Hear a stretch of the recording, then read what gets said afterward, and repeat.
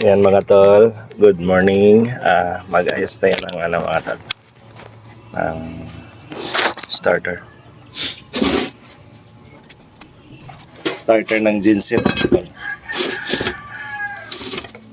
Tingnan natin kung ano sira nito mga tol.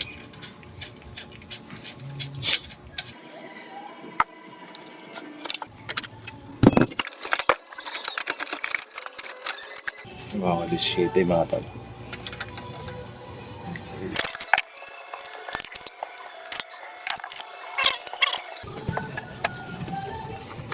Starter ng generator. Tingnan natin kung ano sira nito mga tol. Yun, si baklasan yung mga tol. Ay, disconnect yung carbon glass mga tol. Kita niyo. Anong nararamdaman ito mga tol. Kuyag yung mga tol, armature.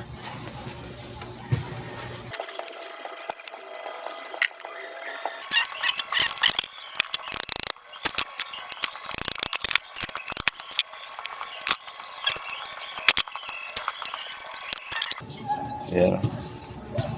Wasak mga tol yung brush holder niya, pero kaya pa i-repair to mga tol. Ito lang, yan o. Yan. Yan. Wasak mga tol. Yan mga tol. Durog na durog. Comitator. Sumabay to sa mga tol. Nangyari dito. Sumabay sa makina yung starter.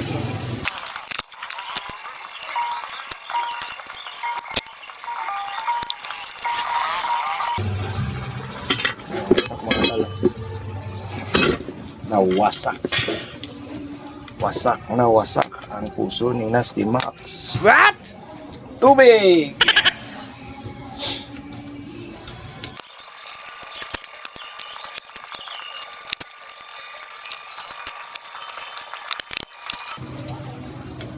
Isa talaga mga tol bago natin mahugot yung belt coil niya mga tol. Isa-isahin natin itong itayo ang nakabaluktot na wirings.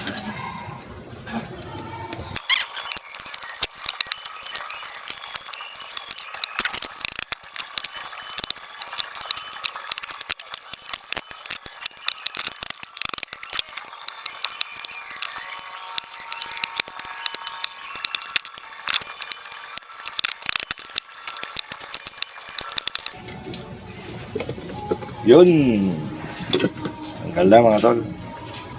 Yun, nabaklas na natin. Yan mga tol, kita nyo na. Huyag-huyag lahat.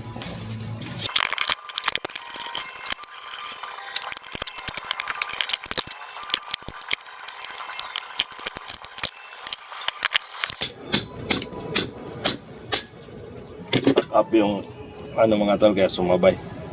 Stuck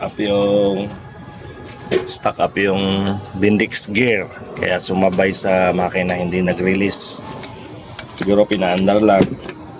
Yan ang nangyari. Hindi chinek muna yung starter.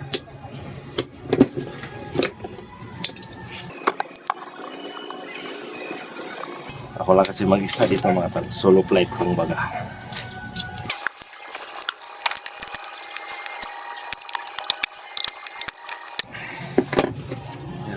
Tanggal ko yung ring niya sa lock.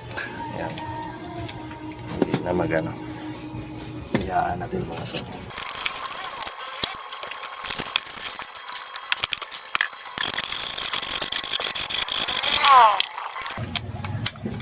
Stuck up yung mga to. Bendix gear.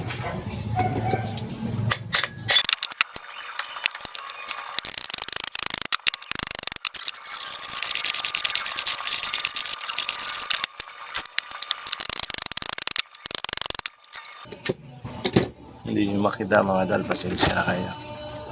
Ayan, mas klaro.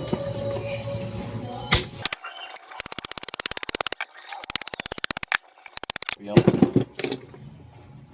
Bendix gear mga tol, kaya yan yung dahilan bakit nasikira tong armature.